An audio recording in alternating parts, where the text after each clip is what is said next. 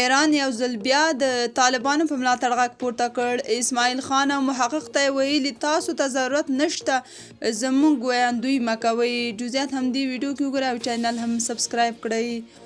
محقق وایي موږ د امریکا غلامي نه منله خو طالبان ورته غاړه ایښې. د تشبنو مقاومت شورا غړی محمد محقق وایي که طالبان خبرو ته حاضر نشول پر وړاندې به یې جګړه پیلوو.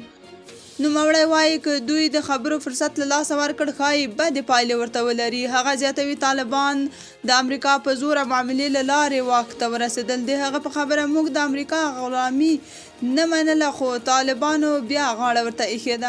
محمد محقق دغه راز په امریکا تور پورې کړ چې له دوی سره لوی خیانت وکړ. هغه وایي بشري حقونه، دیموکراسي او ټاکنې هسې د امریکا هوایي شعارونه وو.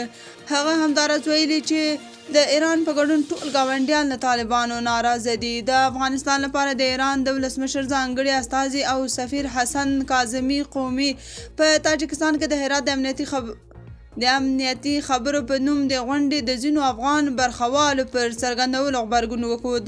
د تسنیم خبري اجانس د راپور له مخې ښاغلي قومي د هرات په امنیتي کنفرانس کې د ځینو افغانانو د څرګندونو په ځواب کې وویل د ایران اسلامي جمهوریت یو هیواد دی او بهرني ویاندوی ته اړتیا نه لري.